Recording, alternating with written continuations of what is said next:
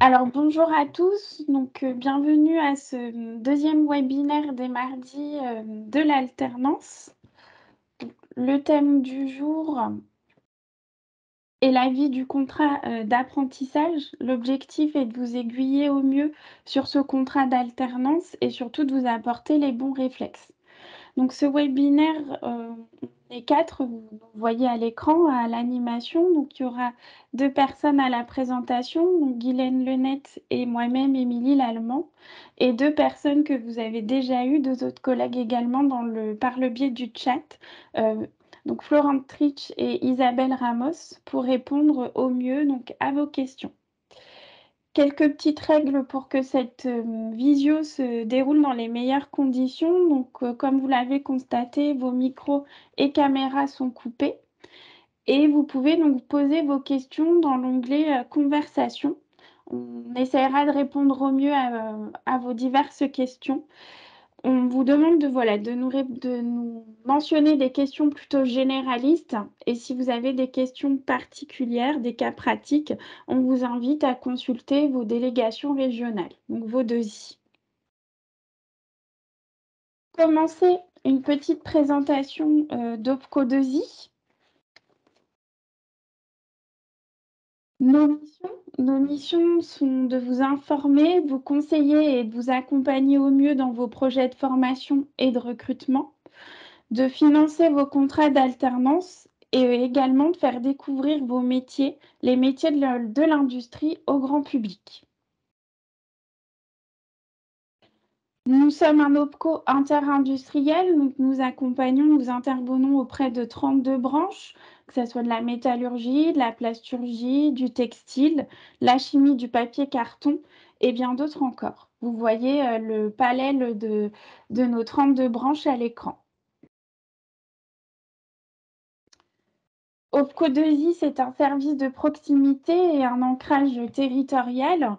Nous sommes 12 délégations régionales au plus près de nos entreprises et donc au plus près de vous. Nous sommes près de 250 conseillers pour fournir un service de proximité. Un petit focus sur l'alternance dans l'industrie en 2021. Donc, en 2021, nous avons accompagné plus de 20 000 employeurs industriels et nous avons accompagné 120 868 alternants dans la dynamique en faveur de l'alternance dans l'industrie. Nous avons eu un taux de plus de 20% en termes d'alternance en 2021.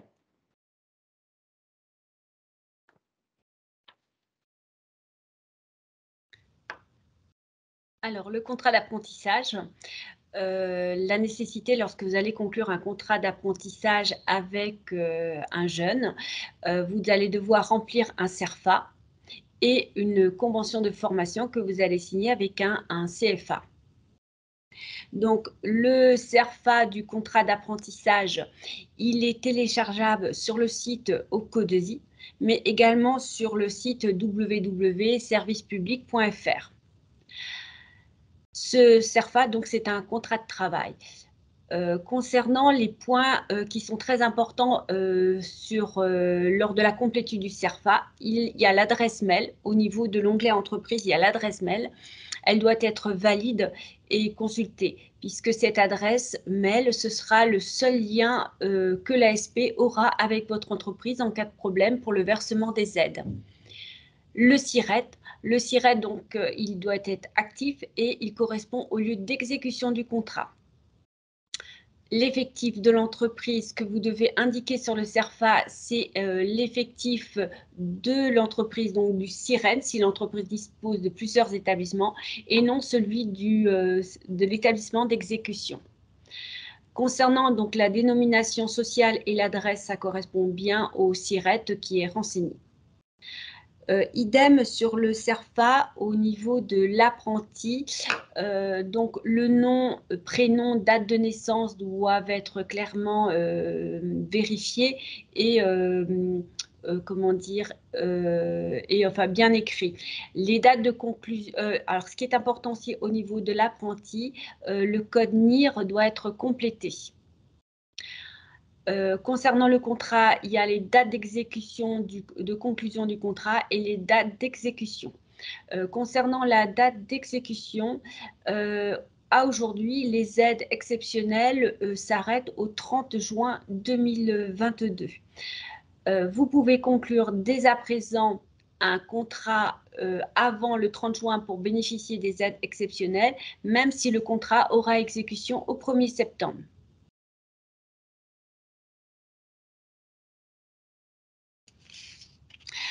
Alors, vous pouvez, sur le site OPCO2I, consulter le guide des acteurs. Il a été fait par le ministère du Travail, de l'Emploi et de l'Insertion pour vous expliquer comment fonctionnent les aides lorsque vous embauchez des apprentis. Alors, concernant l'OPCO, nous avons 4 points de contrôle. Il y a tout d'abord l'éligibilité de la formation en apprentissage. Ce diplôme ou titre doit être obligatoirement inscrit au RNCP et doit être actif à la date de conclusion du contrat. Ensuite, on vérifie l'éligibilité de l'apprenti, donc par rapport à son âge, on va vous en parler tout à l'heure. L'éligibilité également du maître d'apprentissage, donc il doit répondre à certains critères, et la rémunération de l'apprenti.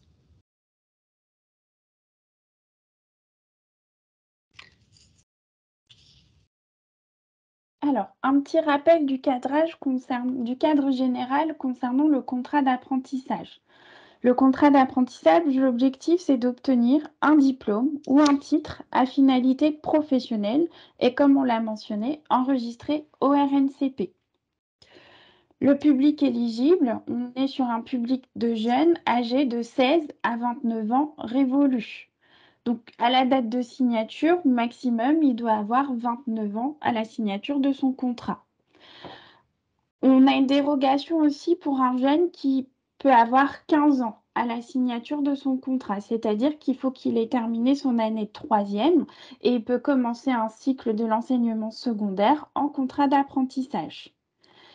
Il n'y a pas de limite d'âge pour tout ce qui est apprenti de reconnu travailleur handicapé, pour tout ce qui est création ou reprise d'entreprise ou pour des sportifs de haut niveau.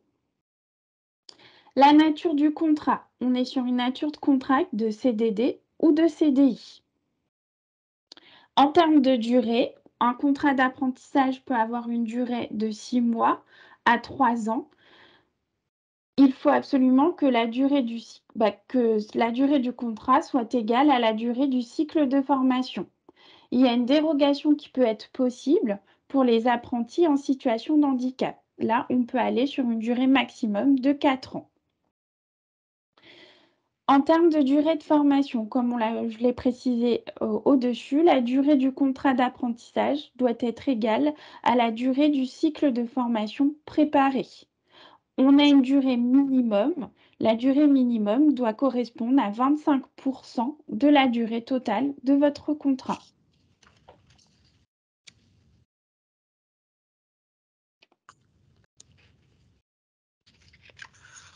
Alors, dans le cadre d'un contrat d'apprentissage, on doit définir un maître d'apprentissage. L'objectif est d'accompagner au mieux votre alternant.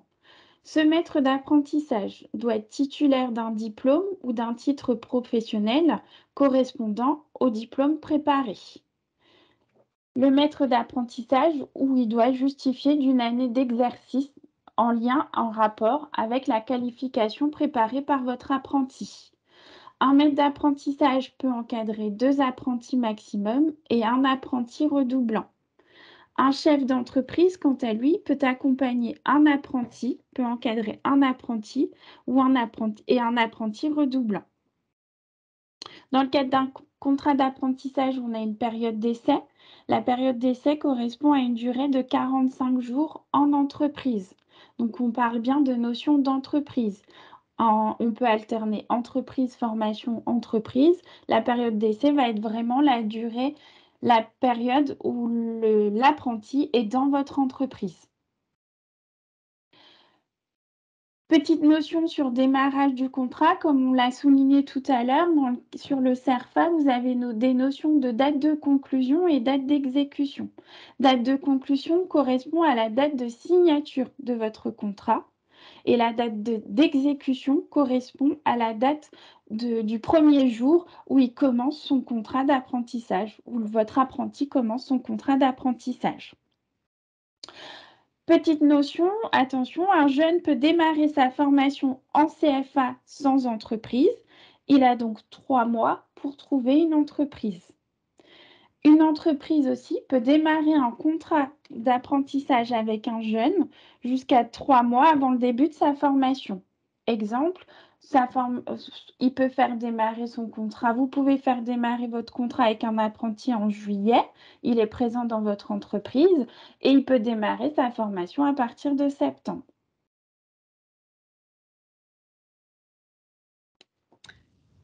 Alors, la rémunération.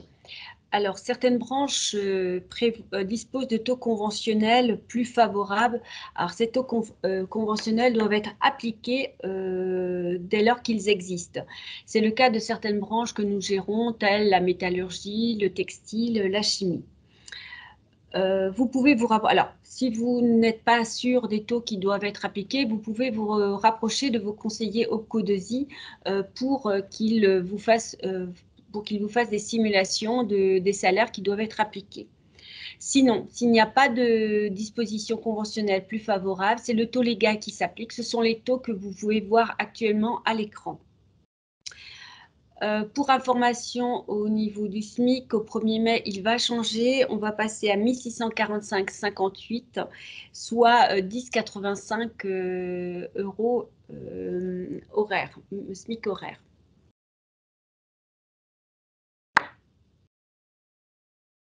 Alors, il y a des cas particuliers qui vont impacter la rémunération. En cas de succession de 2 contrats d'apprentissage, alors, si c'est le même employeur, la rémunération de l'apprenti est au minimum celle qu'il recevait lors de l'année précédente.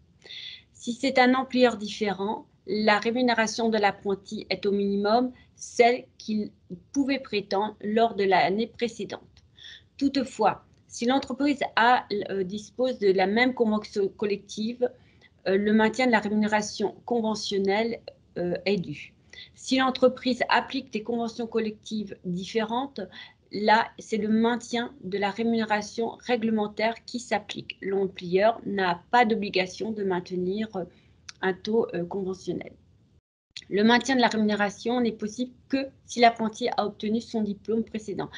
Dans le cas, par exemple, de redoublement, l'employeur n'a pas d'obligation de réajuster le taux de la rémunération. Alors, dans tous les cas, donc, ces pourcentages de rémunération sont en fonction de l'âge et des dispositions conventionnelles qui restent toujours plus favorables, applicables s'ils sont plus favorables.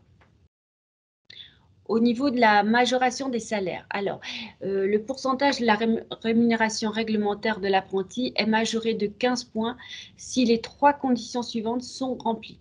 Il faut que le contrat soit d'une durée inférieure à 1 an ou égale à 1 an, que l'apprenti prépare un diplôme de même niveau que celui précédemment obtenu, et si la qualification recherchée est en lien direct avec celle qui résulte du diplôme ou titre précédent obtenu. Un exemple, un jeune qui a préparé un CAP menuisier et qui ensuite refait un titre, par exemple, en menuisier agenceur. Là, en général, c'est des formations qui ont lieu sur 1 an. C'est des formations de même niveau. Et donc là, puisque c'est des formations qui sont connexes, automatiquement, là, les 15 points vont s'appliquer. Donc, c'est 15 points qui va se rajouter à la rémunération qui doit être appliquée pour l'apprenti. Enfin, il y a une autre particularité, c'est sur la licence pro. Le législateur a prévu pour la licence pro qui se fait à 1 an, un taux de rémunération sur une 2e année de contrat. Alors, comment compléter votre CERFA au niveau de la rémunération? Donc, on commence toujours par la première année. Même dans le cas, par exemple, de la licence pro où on est sur un taux de deuxième année, en fait, c'est vraiment un taux de deuxième année pour la rémunération, mais c'est une première année d'exécution du contrat. Donc, on est bien sur à compléter la ligne première année. Ensuite, le pourcentage du SMIC, il est calculé en fonction de l'âge de l'apprenti et de sa progression dans le cycle.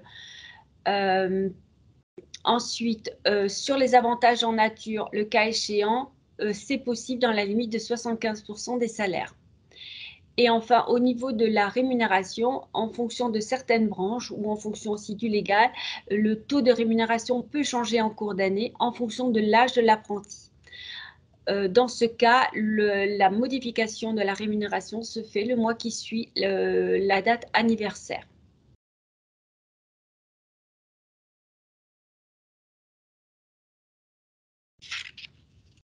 Alors, maintenant, on va faire un petit focus sur le financement et la prise en charge d'un contrat d'apprentissage.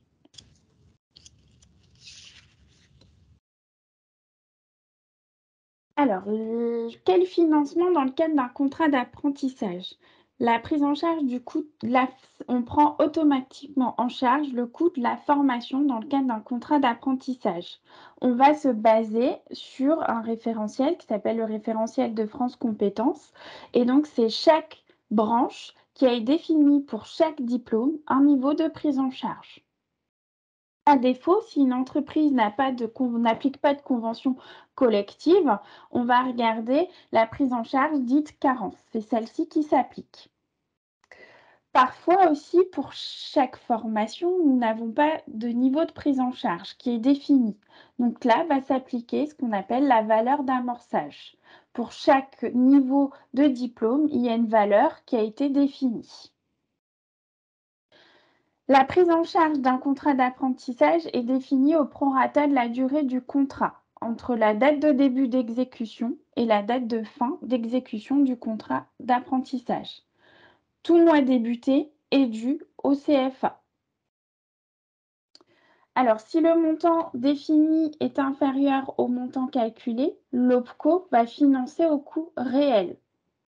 Si le montant conventionné est supérieur au montant calculé, l'entreprise peut devoir un reste à charge. C'est-à-dire que il y aura un delta, il peut avoir un delta à la charge de l'entreprise. Donc, il est important pour chaque contrat d'apprentissage que vous souhaitez mettre en œuvre de contacter votre DESI afin de vous accompagner au mieux en amont avant la signature de votre contrat et que vous n'ayez pas de surprise par rapport à un delta qui pourrait rester à votre charge. Nous sommes là pour vous accompagner et vous informer au mieux sur le montant de prise en charge de votre contrat. Il y a quelques exceptions à avoir dans le cadre d'un financement d'un contrat d'apprentissage. On a mentionné tout à l'heure, je voulais mentionner, quand dans le cadre d'un contrat d'apprentissage, un jeune peut commencer en amont. Donc, il peut commencer 3 mois avant. Donc, le CFA peut accueillir pendant 3 mois un jeune en amont d'un contrat d'apprentissage sous un statut de stagiaire de la formation professionnelle. S'il y a signature d'un contrat avec une entreprise dans les 3 mois, l'OPCO va intégrer cette durée dans le nombre de mois à financer au CFA. Il y a aussi une exception pour les contrats d'apprentissage de personnes reconnues travailleurs handicapés. On va appliquer une majoration. On peut avoir une majoration en plus du niveau de prise en charge défini qui peut aller sur un montant maximum de 4 000 € qu'on pourra verser au CFA. Les CFA ont normalement défini un référent handicap et c'est eux qui vont définir par rapport à une grille d'évaluation, déterminer ce montant complémentaire. Ils peuvent aller à un montant de complémentaire de 4 000 €. Il y a des exceptions aussi dans le cadre de rupture du contrat et poursuite de la formation. Pour tout contrat rompu, et si l'apprenti reste formé au sein du CFA, l'OPCO peut maintenir le financement pendant une durée de 6 mois. Il y a également une majoration de 10% pour les contrats d'une durée inférieure à 1 an. Pour que la majoration s'applique, il faut que la durée du contrat soit inférieure à 1 an. Il faut qu'il y ait une dérogation pour réduction de la durée de formation. Cette majoration ne va pas s'appliquer aussi aux titres pour lesquels le certificateur a déterminé une durée inférieure à 12 mois. Donc ça, c'est parfois réglementaire. Si ces conditions sont remplies, eh ben, le niveau de prise en charge sera proratisé en fonction de la durée du contrat. Contrat qui peut être, on peut avoir par exemple une durée de 6 mois ou une durée de 9 mois.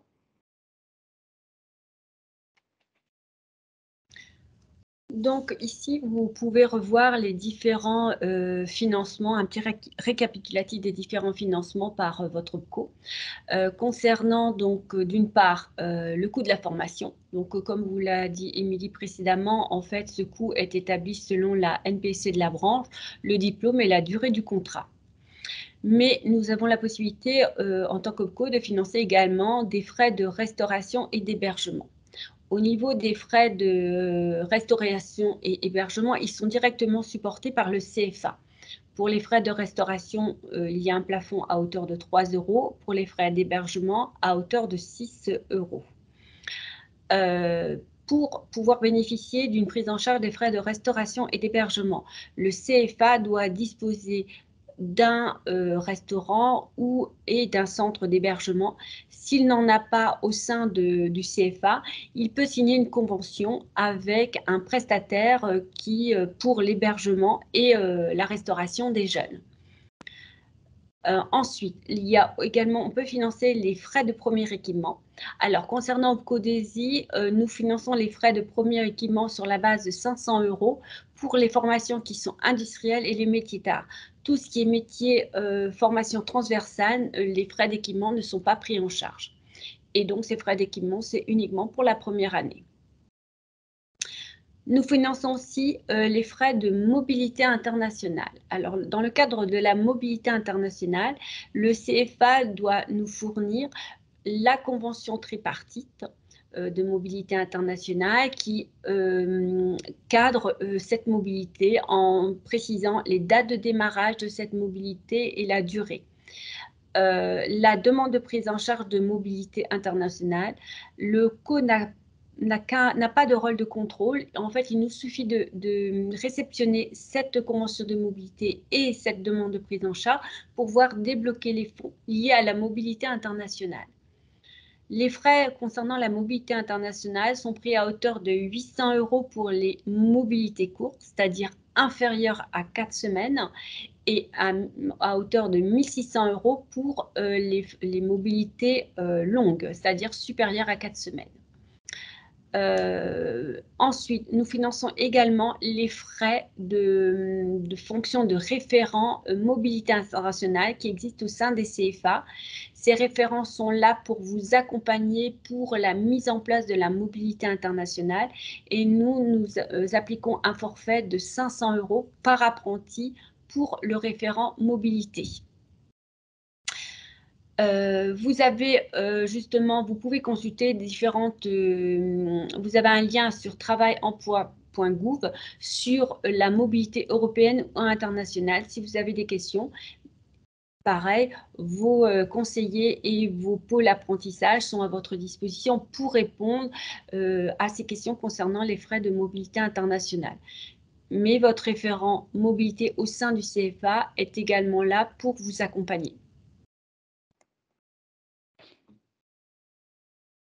Alors, un petit point sur les modalités de paiement. Donc, votre contrat d'apprentissage doit être, comme vous le savez, transmis à votre OPCO. Donc, à OPCO2i, cela se passe par le biais de votre portail extranet, Mon compte 2i. Les pièces à fournir sont le CERFA signé et la convention de formation que vous avez signée avec le CFA. Donc, comme vous le savez, il faut bien nous transmettre toutes les pièces signées. L'engagement, donc comme on l'a mentionné, c'est le niveau de prise en charge de la branche qui a été défini ou par défaut, nous allons aller sur la valeur d'amorçage. Nous payons directement le CFA en appliquant le niveau de prise en charge défini ou proratisé en fonction de la durée du contrat. Comme je l'ai mentionné tout à l'heure, s'il y a un reste à charge, il n'y aura pas de financement possible par le biais de l'OPCO. Nous ne pourrons pas gérer dans le cadre de versements volontaires. ça sera vraiment à la charge directe de l'entreprise et donc vous recevrez directement les factures par le biais des CFA. La modalité de paiement par l'OPCO pour les coûts pédagogiques, donc nous avons un paiement par échéance au CFA. Donc nous recevons une première facture pour la première échéance et par la suite, nous recevons les certificats de réalisation avec une facture pour les échéances à venir. La modalité de paiement des frais annexes, donc frais annexes qui étaient mentionnés, frais de restauration, frais d'hébergement, c'est vraiment le CFA qui nous facture directement. Ces éléments sont mentionnés de toute façon, tout ce qui est frais annexes et coûts de prison et niveau de coût de formation, tous ces éléments doivent être mentionnés dans la convention de formation. Alors, la vie du contrat, c'est aussi des ruptures et des absences. Alors, en cas de rupture de contrat d'apprentissage, vous avez sur le site OPCO2I un modèle de lettre de rupture de contrat d'apprentissage par anticipation, mais vous avez aussi, vous, le courrier que vous pouvez établir avec votre apprenti. Donc, ce formulaire de rupture doit nous être transmis. À réception, on notifie la réception de cette rupture et on adresse un exemplaire à l'entreprise et un exemplaire au CFA. Le CFA nous le retourne en nous précisant si le jeune il continue sa formation. Dans ces cas-là, il va disposer d'un délai de 6 mois pour trouver une nouvelle entreprise ou est-ce qu'il abandonne sa formation. Donc, en cas d'abandon, on recalcule au prorata la prise en charge et on solde le dossier. Concernant les absences, seules les absences au-delà d'un délai de 1 mois ne seront pas réglées au CFA.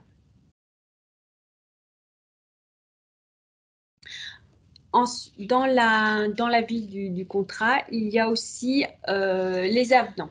Donc, l'employeur doit nous informer de toute modification d'un élément essentiel du contrat faisant l'objet d'un avenant. Alors là, vous avez la liste des différents cas d'avenant. Donc, vous avez la modification de la situation juridique de l'employeur, le changement d'employeur dans le cadre d'emploi saisonnier, la prolongation suite à un échec à l'examen, prolongation suite à une reconnaissance travailleur handicapé, modification du diplôme préparé par l'apprenti, les autres changements tels que changement de maître d'apprentissage, durée hebdomadaire, etc. et modification du lieu d'exécution du travail du contrat d'apprentissage. À réception de cet avenant, nous retransmettons le dossier à l'ASP pour qu'ils aient connaissance justement de cet avenant et de ces changements essentiels qui sont un élément essentiel au contrat de travail.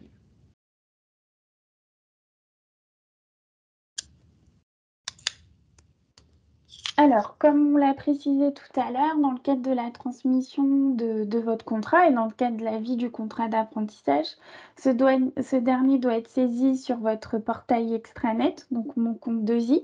Il faut bien remplir tous les champs.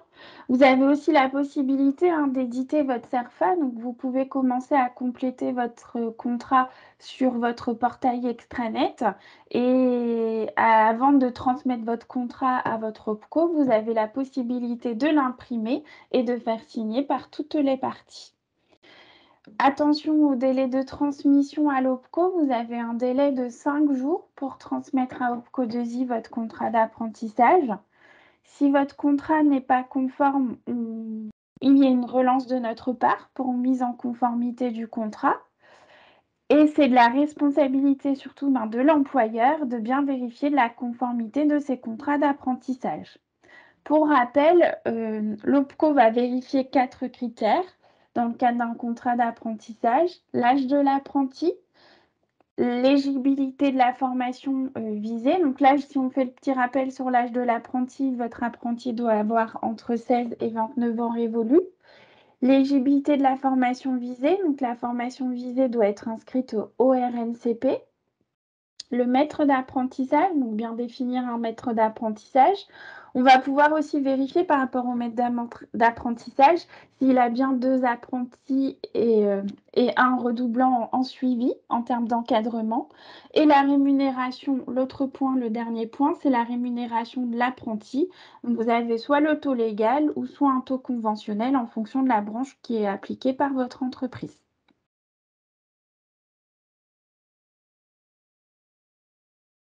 Hop. Alors, on vous a apporté, donc déjà merci de votre attention, on vous a apporté quelques éléments concernant la vie du contrat d'apprentissage.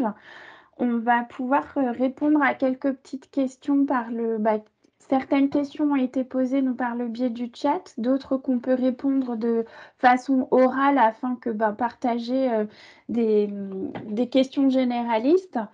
Et surtout, on voulait vous préciser que vous aurez accès donc au replay de cette présentation et aussi à la présentation de notre PowerPoint. Comme ça vous apportera des éléments complémentaires.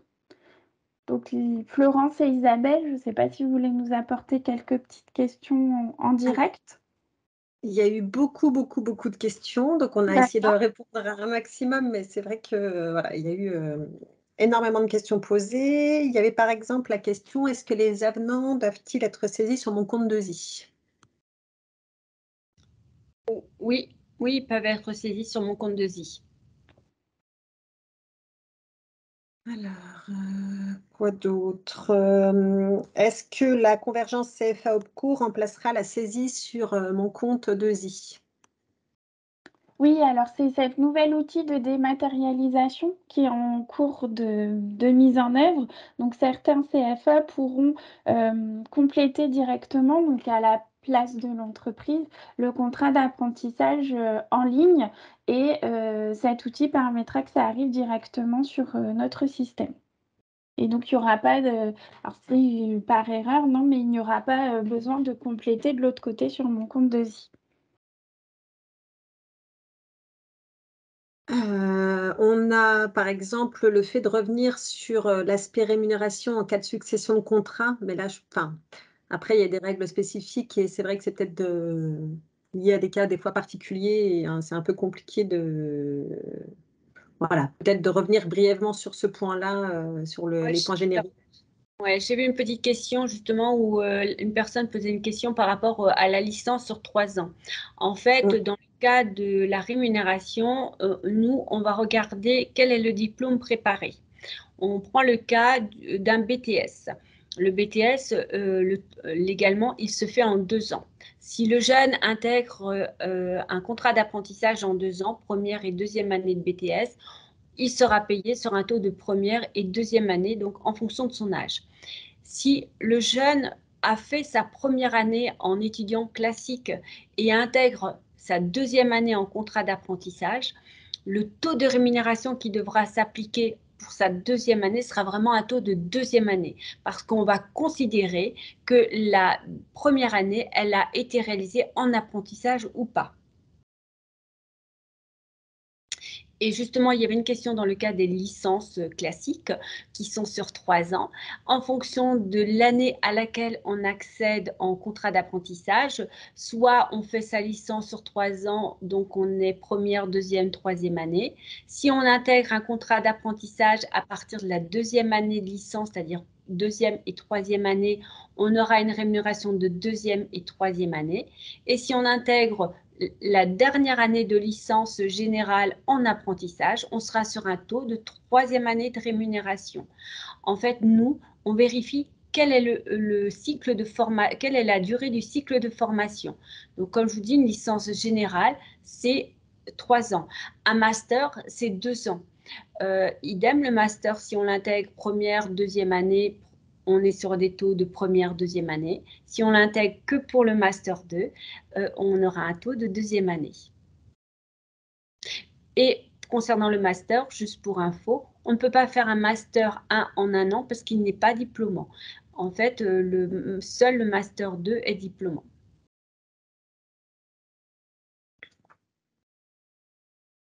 Alors, Guylaine, nous avons des questions. Il y avait quelques questions sur les bachelors et les BUT.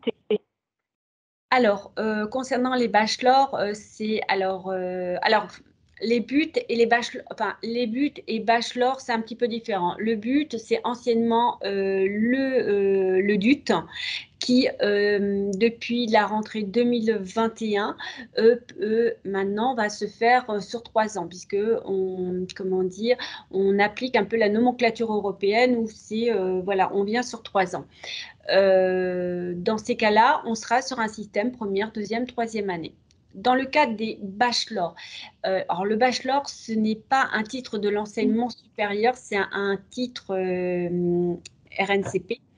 Alors là, il faut regarder en fait d'un bachelor à l'autre, les cycles de formation peuvent être différents. Il y a des bachelors qui se font qu'en 1 an et il y a d'autres où le cycle se fait en 3 ans. Alors, on les connaît pas forcément tous parce qu'il y a pléthore. C'est vrai qu'on va regarder sur les sites des organismes de formation qu'est-ce qu'ils disent. Est-ce que c'est un diplôme qui se fait en 1 an, en 2 ans ou en 3 ans? C'est vrai que beaucoup de bachelors se font que sur 1 an. Donc là, en fonction du cycle de formation, on demande à l'entreprise d'appliquer tel ou tel taux de rémunération. C'est pour ça que sur les bachelors, si vous avez un doute, il ne faut vraiment pas hésiter à contacter votre conseiller OPCO2I. C'est vrai que j'allais te rejoindre, Guylaine, en fonction du bachelor, on est vraiment sur un titre bien spécifique. Ça va dépendre aussi du niveau du jeune dans l'avancée de son cycle de formation. Certains peuvent être en 3e année, certains peuvent commencer en 1re année. Donc c'est pour ça qu'on vous invite à voir directement avec vos conseillers d'OPCO2I, parce que là, on va être vraiment sur des cas particuliers et ça va vraiment dépendre du niveau de l'avancée du jeune dans son cycle de formation. On a une question sur un bac pro, par exemple. Faut-il rémunérer les terminales sur une 3e année si le jeune ne vient pas de la filière pro? Oui.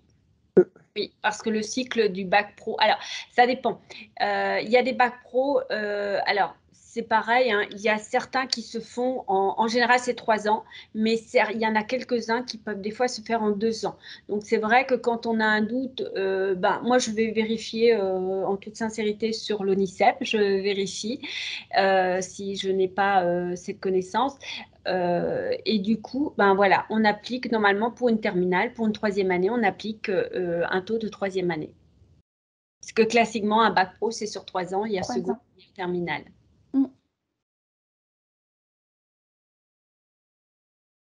Voilà.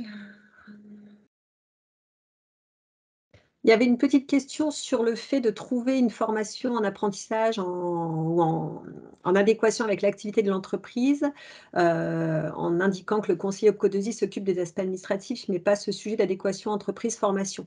Alors, je pense qu'effectivement, il ne faut pas hésiter quand même à solliciter le conseiller qui peut, Émilie me rejoindra, je pense, qui peut essayer de trouver des diplômes qui sont en rapport avec l'activité de l'entreprise, même si malheureusement, il n'en existe pas toujours.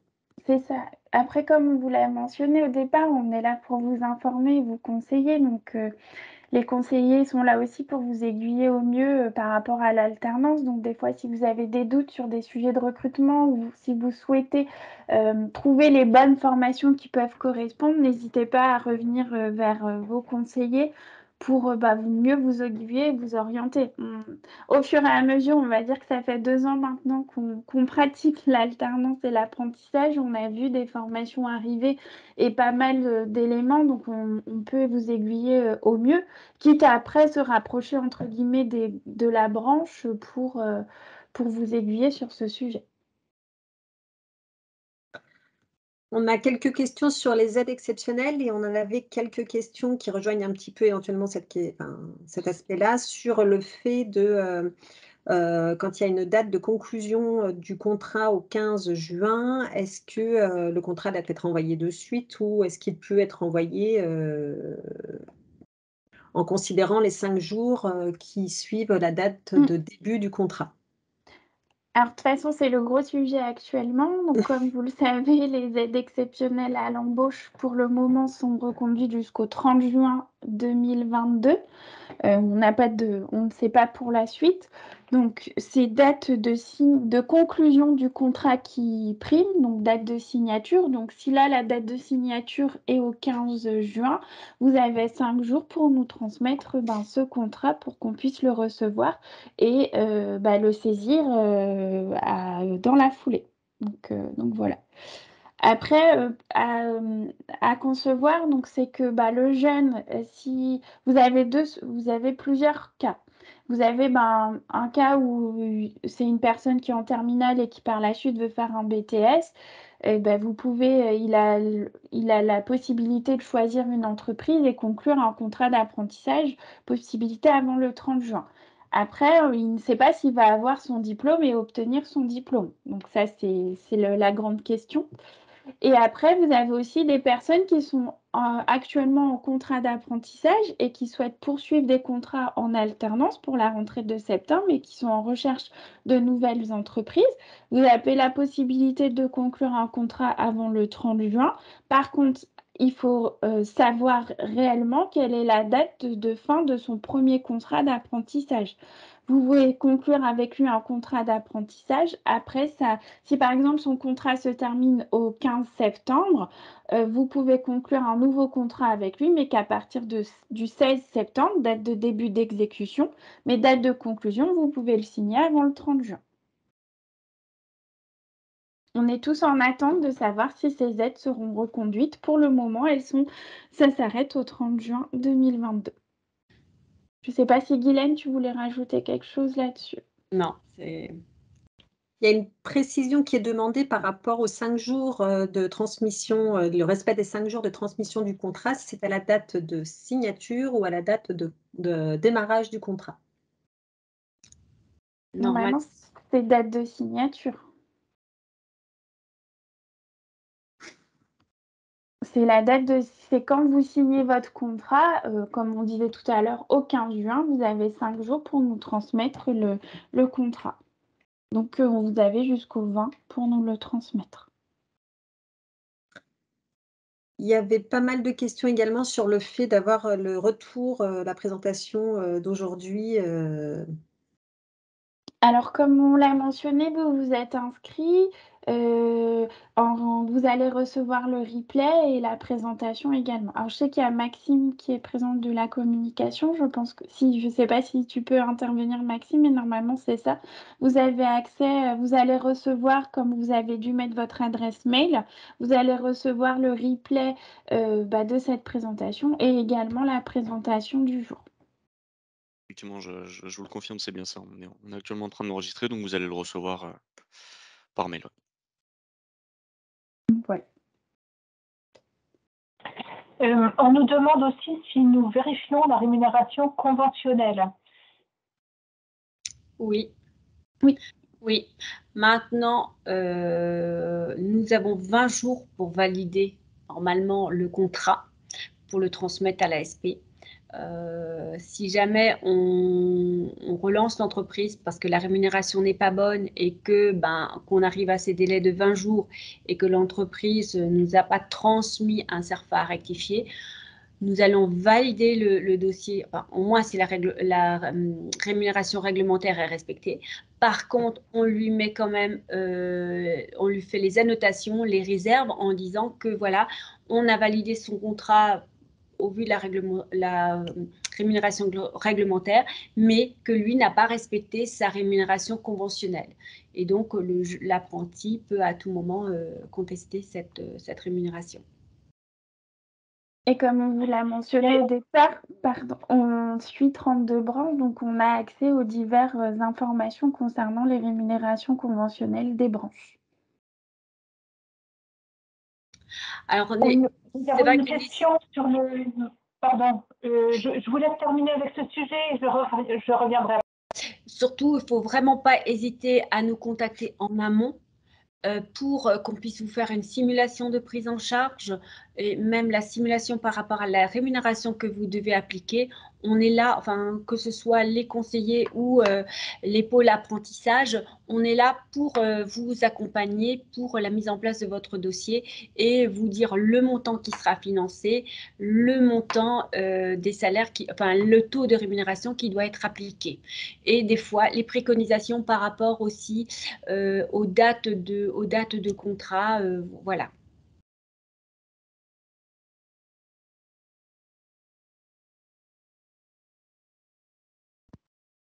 Oui, il y a quelques personnes qui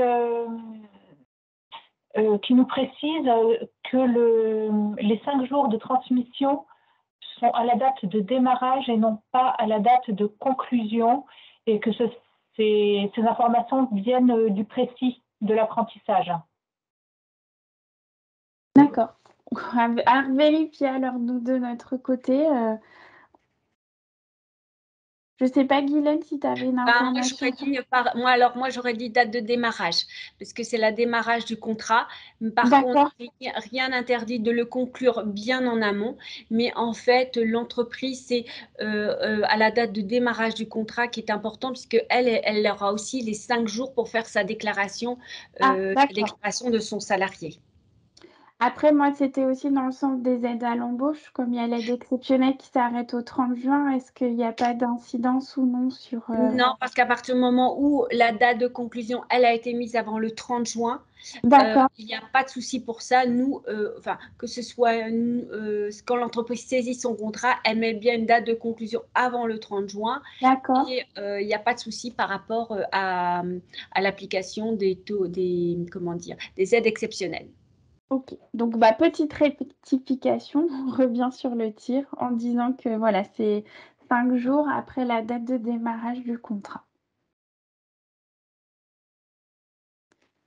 Alors juste pour information, donc je sais pas s'il y a d'autres petites questions, mais on va peut-être bientôt clôturer ce webinaire parce qu'on approche de la fin. Sachez qu'il y a d'autres webinaires à venir. Donc, il y a le 3 mai, l'avis du contrat de professionnalisation et le 10 mai, 2i contrat de pro accompagné. Je ne sais pas les filles si vous aviez d'autres petites questions à nous transmettre. Il y a beaucoup de questions sur les aides. Oui. Les montants des aides et tout, mais en allant sur le site de l'OPCO2I, vous avez des liens vers les sites du gouvernement, et vos conseillers sont là aussi pour vous accompagner puisqu'ils connaissent les dispositions relatives à ces aides. Quelques questions également sur le nouveau portail, le formalisme de transmission.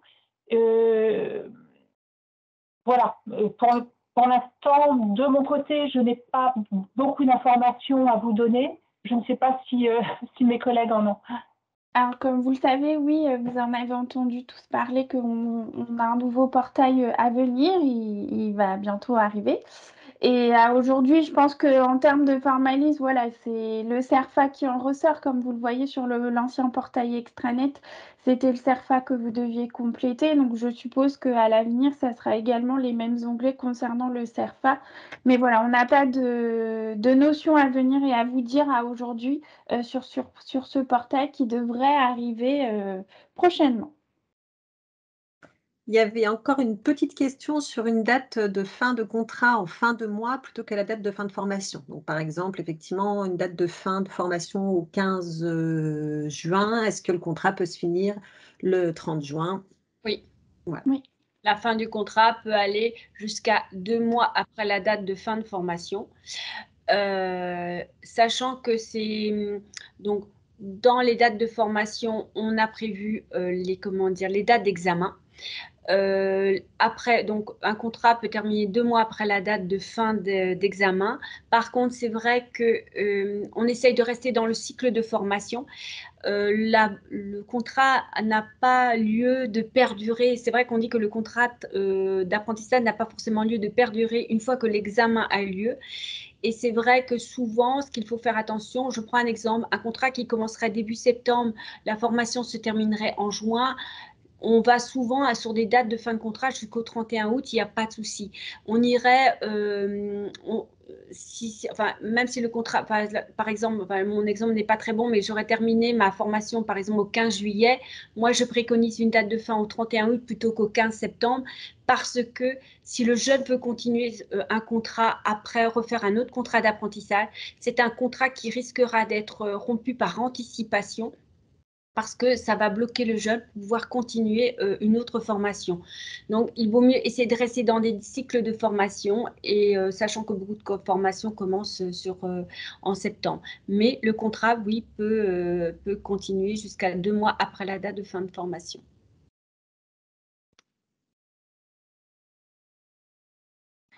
Et il y a une petite précision, est-ce qu'il peut y avoir un refus si la date de fin de contrat dépasse les 60 jours?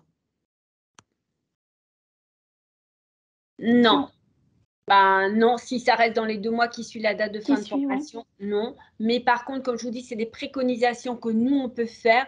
Et c'est vrai que le ministère le redit souvent, la durée du contrat est un peu calée par rapport au cycle de formation.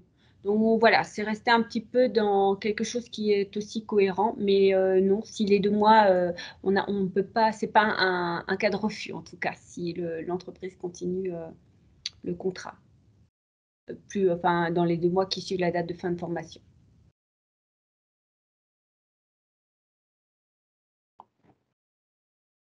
S'il n'y a pas d'autres questions, je vous remercie de votre attention. On a essayé de vous apporter au mieux et de vous aiguiller au mieux vers le contrat d'apprentissage. On le sait, c'est un vaste sujet et qu'il y a pas mal de questions. Donc là, c'était de vous apporter les généralités concernant le contrat d'apprentissage.